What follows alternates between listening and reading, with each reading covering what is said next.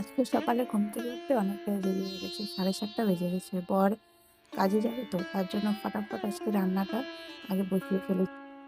রান্নাঘরটা ঝাড়ু দিয়ে রান্না বসিয়ে ফেলেছি। তো রান্না হয়ে গেছে, বর খেয়ে কাজে চলে গেছে। আমি আজকে রান্না করেছি ডিমের ঝোল আর বান্ধবী যে দিয়ে লাউ ডাঁটা সেটারই চচ্চড়ি। তো হ্যালো বন্ধুরা, কেমন আছো সবাই? আশা করি ভালো আছো। দিদি দিনবার চ্যানেলে তোমাদের সবাইকে স্বাগত। তো যে দেখতে পাচ্ছ আমার রান্না হয়ে গেছে। সকালে বড় কাজ এটাই, রান্না করে বরকে টিফিন সাজিয়ে দেওয়া। কারণ ও যতক্ষণ না বেরোবে আমি অন্য কাজ আর করতে পারবো না। দেখতে পাচ্ছ নোংরাগুলো, এগুলো ফেলা হয়নি, কারণ ডাস্টবিনটাও ভরে গেছে। কয়দিন থেকে ডাস্টবিনওয়ালাটা না বাড়ির সামনে আসছে না, অনেকটা দূরে আসছে। যার জন্য আমি যাচ্ছি না। তো আসতে যেতেই হবে, যত দূরেই হোক নোংরাটা দিয়ে আসতে হবে। তো তার আগে আমি ছোলা আর দুধটা খেয়ে নিচ্ছি। খেয়ে তারপরে আবার বড় ঘরে যাবো। ছেলে ঘুম থেকে উঠে পড়েছে। আজকে ওই ছেলেকে ডাকতে হয়নি বেশি, তাড়াতাড়ি উঠে পড়েছে। কিন্তু উঠে ও ব্রাশ করতে গেছে। তো আমি ভাবলাম আগে ছোলার পুরটা খেয়ে নিই, তারপরে আমি রান্না বড় ঘরে গিয়ে বিছানা গুছিয়ে তারপরে আবার রান্নাঘরে এসে রান্নাঘরটা পরিষ্কার করবো। কারণ বেশিক্ষণ বাসি বিছানা থাকলে না ভালো লাগে না। তো যাই হোক, আমি এটা নিয়ে নিলাম। আর ছেলের দিব না, কারণ ও গলে যাবে, জল আছে তো, ওর আরো দেরি হবে ব্রাশ করতে। তো তার জন্য একবার খেয়ে আর দিলাম না। না, গলে যাবে, দেবো না এখন। তো যাই হোক, আমি ফটাফট এটা খেয়ে নিয়ে তারপরে বড় করে যাই। বিছানাটা গোছাতে হবে তো। তো যে বিছানা গোছাতে আমি চলে এসেছি বড় ঘরে। এখন বিছানাটা গুছিয়ে তারপরে আবার ছেলেকে বকে বকে ব্রাশ করাতে হবে, কারণ ও অনেকক্ষণ হবে ব্রাশ করছে। ব্রাশ করছে না, ঘুরছে, ওদিকে ঘুরছে ওদিকে ঘুরছে। আর আমরা একবারে ধরো চারটা ঘর ভাড়া থাকি তো। তো দুটো ঘরে ফ্যামিলি আছে, আর একটা ঘরে মানে একজন শুধু মানে ব্যাচেলারও না, ওনার বউ আছে। তো এখন একাই থাকে। তো যাই হোক, তো এই মানে একদম লাস্টের ঘরে একটা বাচ্চা আছে, ওর সমবয়সী।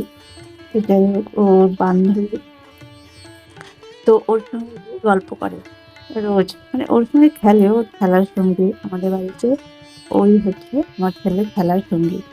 তো ওর সঙ্গে খেলছে, গল্প করছে। তো তাই ওকে বকে বকে ব্রাশ করাতে হবে। তো চলো তাড়াতাড়ি বিছানাটাকে গুছিয়ে নিই, আর তারপরে ছেলেকে বকে ব্রাশটা করিয়ে নিই। না হলে ও এরকম করতে থাকে প্রত্যেকটা দিন। জানো তো, ঘুম থেকে উঠবে, উঠে ব্রাশ নিয়ে গিয়ে এখানে গল্প করবে আর দাঁড়িয়ে থাকবে করে করে সকালে 11টা বাজিয়ে দেয়। আর এত বেলা পর্যন্ত যদি একটা বাচ্চা মানুষ না খেয়ে থাকে তাহলে তো শরীর খারাপ করবেই, বলো। তো যাই হোক, আমি আগে আমার কাজটা করি, তারপরে ওকে বকা দিয়ে তারপরে ব্রাশটা করাবো। তো এই যে দেখতে পাচ্ছি আমার বিছানা গোছানো হয়ে গেছে। এখন আমি যাবো রান্নাঘরে। তো চলো রান্নাঘরে যাই আবার। এই যে দেখছো কত বাসন রয়েছে, এই বাসনগুলো তাড়াতাড়ি মেজে তারপরে গ্যাসটা মুছে তারপরে কাজ হবে।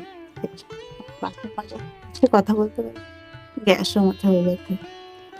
আর ওই যে তরকারিগুলো এদিকে পাকাতে রেখে দিলাম, কারণ এর আগের জন্য বলেছি কাঠের উপরে থাকলে না তরকারিগুলো জমে যায়।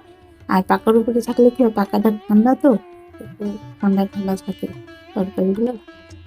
আর ওই যে দেখতে পাচ্ছ পুঁই শাক, এইটা হচ্ছে ওই যে কালকের পুঁই শাক ছিল। আমি ভাবলাম যে আছে তো, এখন আর সকালে করলাম না, যে একটু একরকম শাক করলাম তো, দুই রকম শাক একবার করলে ভালো লাগে না। তো এটা কেটে রেখে দিই, রাত্রেবেলা করবো, রাত্রে তরকারি আবার করতেই হবে। তো প্রিয় তরকারি করবো, তো পুঁই শাক করবো। তো আমাদের এরকম গরিবের সংসারে না সামান্য একটু জিনিস নষ্ট করতেও খুব খারাপ লাগে। তারপর পুঁই শাকের কতগুলো পাতা একটু নষ্ট হয়ে গেছে, তো ওগুলো ফেলতে খুব খারাপ লাগছে। তো যাই হোক, মানে যত না ফেলে, মানে নষ্ট না করে মানে কাজে লাগাবো, ততটাই আমাদের এখন উপকারী। কারণ একা একজনের উপরে সংসার, তার উপরে ঘর ভাড়া, মানে খুব টানাটানি হয়ে যায়। মানে এক এক সময় জানো তো এমন অবস্থা হয়, মানে ওর বাবার কাজ থাকে না, ঘর ভাড়া, সংসারে খুব টানাটানি হয়ে যায়, খুব অসুবিধা হয়ে যায়। তো সেই দিনগুলোর কথা মনে করলে না খুব কষ্ট লাগে। তো তাই মনে হয় কিছু যাতে নষ্ট না করতে হয়, আর নষ্ট যাতে না হয়। তো সেভাবেই খুব মানে সাবধানে চলি।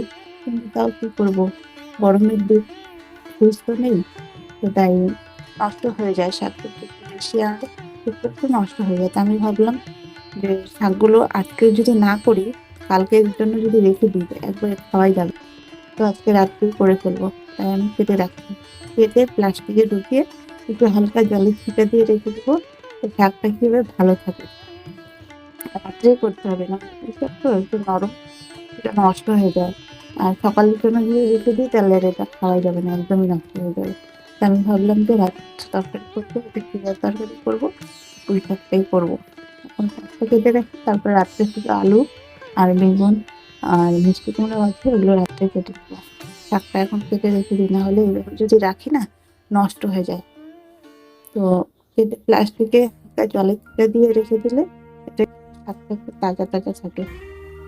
তো তোমরা হয়তো জানো অনেকেই, তো আমি তাও বললাম, যদি এভাবে শাক রাখ না, ভালো থাকে। তো সব কাজ সেরে, স্নান পুজো সেরে এই চলে এসেছি। এখন বাজে 3টা। তো ছেলেকে খেতে দিব। ছেলেকে বললাম, বাবা তুমি খেয়ে নাও। আর ছেলে বললো যে ঠিক আছে তাহলে দিয়ে দাও। তো আমি বললাম ছেলেকেও দিই, আমিও খেয়ে নিই একসঙ্গে, কারণ আমার আরও কাজ বাকি আছে। আর মেন কাজ হচ্ছে আমার এডিটিংটা হয়নি, জানো তো। রাত্রে এডিটিংটা করে রাখতে পারি, কিন্তু কি হয়, আমি না ঘুমালে আমার ছেলে ঘুমাবে না। তো তার জন্য আমি রাত্রে করতে পারি না। রাত্রে যদি এডিটিং করতে বসি না, তো রাত্রি প্রায় 1:30-2টো বেজে যায়। তো তাই ততক্ষণ আমার ছেলে মা আসো, মা আসো, মা কখন আসবা, এরকম করতে করতে ও জাগনা থাকবে।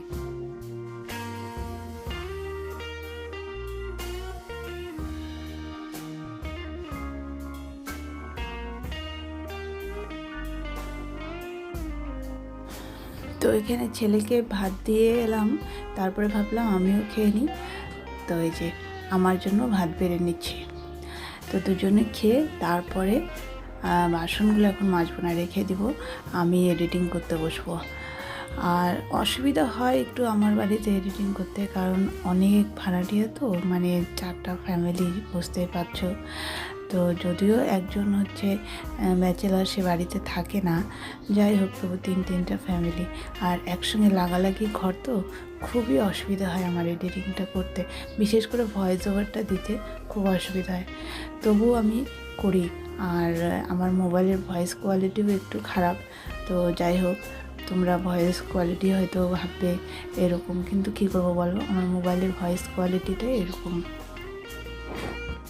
তবু আমি চেষ্টা করি যাতে ভয়েস ওভারটা একদম ক্লিন হয়, কিন্তু কত সময় হয় না, অতটাও পরিষ্কার হয় না, আমি বুঝতে পারি, তবু আমি চেষ্টা করি।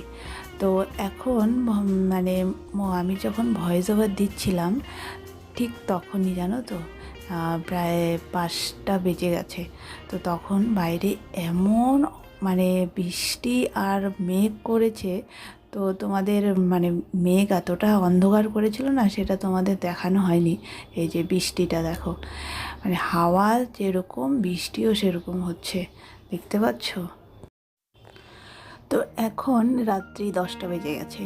আজকে না শরীরটা আমার খুব ভালো লাগছিল না, ছেলেরও শরীরটা মানে খুব একটা ভালোও লাগছে না, ও বলছে, আর আমারও খুব আলসি লাগছিল, আর কদিন থেকে ঘুমও ঠিক মতো হচ্ছিল না। তো তাই রাত্রি 10টা বেজে গেছে আমার রান্নাঘরে আসতে। আর এই যে দেখো, রান্নাঘরে দেখতে পাচ্ছ কত বাসন, বাসন দেখে তো আমার মাথা ঘোরাচ্ছিল। আর বাসনটা আমি দুপুরে মাজিনি, তোমাদের বললাম না, মানে খেয়ে দিয়ে আমি এডিটিংয়ে বসবো, তো ওই মানে তখন তো শুধু 2টো থালা, কিন্তু পরে আবার সন্ধ্যাবেলা 4 বাসন, আর ওই আরও মানে এদিক ওদিক করে অনেক বাসন বেরিয়ে গেছিলো। আর এই যে বাসন মাজার সাবানও ছিল না, কী দিয়ে মাজবো। তো ভাবলাম যে থাক, বাসন মাজার সাবান আমার হাজব্যান্ড বলেছে কাজে থেকে আসার সময় নিয়ে আসবে। তো তার জন্য আমি ভাবলাম যে একবারে তখন বাসনটা মাজবো।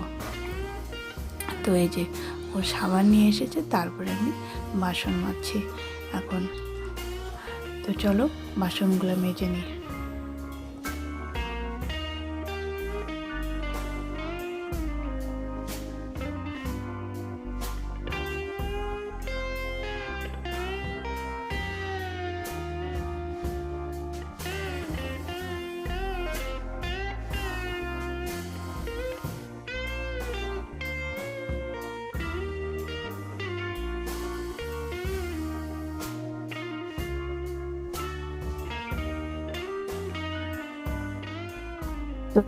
বাসন মাজা হয়ে যাচ্ছে আমার।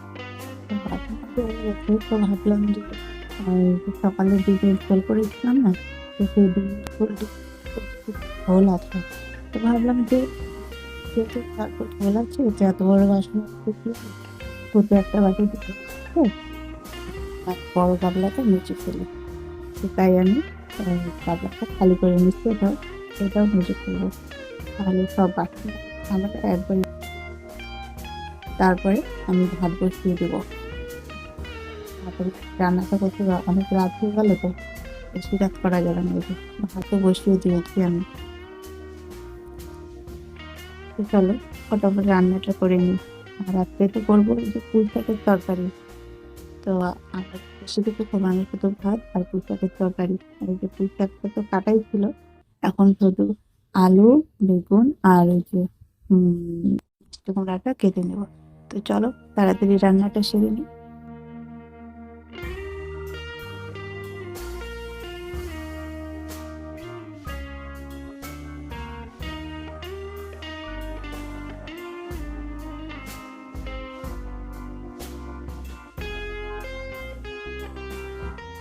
তো বুঝতে পারছো, আমি পুঁই শাকের তরকারি বসিয়ে দিয়েছি।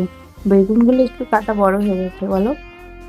তো বেগুন তো সেদ্ধ হয়ে গলে যায়, আর বেগুন আর মিষ্টি কুমড়া দুটোই গলে যায়। তো তাই আমি বেগুনগুলো একটু বড় করে দিয়েছি, আর মিষ্টি কুমড়াও বড় বড় করে দিয়েছি। একদম যদি গলে যায় না, ভালো লাগে না। যাতে একটু গোটা গোটা থাকে, তাহলে তরকারিটা দেখতেও ভালো লাগে। তো যার জন্য আমি একটু বড় বড় করেই দিই, যাতে একটু গোটা গোটা থাকে, যাতে দেখতে ভালো লাগে।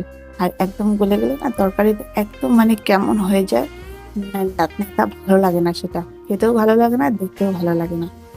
তো যাই হোক, আমি একটু মানে এটা কষিয়ে নিয়েছি, মশলা হালকা মশলা দিয়েছি, একটু জিরার গুঁড়া আর হালকা একটু লঙ্কার গুঁড়া দিয়েছি। কারণ তরকারিটা একটু কালার না হলে না, আমার হাজব্যান্ড বলে যে এটা সাদা সাদা কেমন তরকারি। ও আবার কালারফুল তরকারি খুব পছন্দ করে, তো ওর জন্য আমাকে একটু লঙ্কার গুঁড়ো হালকা হলেও দিতে হয়। তো তাই দিচ্ছি। তো এই যে কষানো হয়ে গেছে, এখন আমি ঝোল দিয়ে দেবো। ঝোল একটু মানে হালকা দিলাম, কারণ পুরোটা ঝোল শুকিয়ে যাবে। আর একটা তরকারি তো একটু ঝোল ঝোল রাখবো, মানে খুব বেশি ঝোল না, একটু গামাখা গামাখা ঝোল রাখবো। তো এটা এখন ঢাকা দিব, ঢাকা দিয়ে হালকা ফুটিয়ে তরকারিটা নামিয়ে বর খেতে দেবো। কারণ বর বলছে ওর খিদে পেয়ে গেছে, আর রাত্রির অনেক হয়ে গেছে, 10:30 বাজে। ওদিকে ছেলের আবার শরীর বেশি ভালো না, ও মানে খারাপ বলছে, কিছু খাবো না বলছে। তো আমি তার জন্য তাড়াতাড়ি করে তার তরকারিটা নামিয়ে নেবো। এই যে তরকারি ফুটেও গেছে।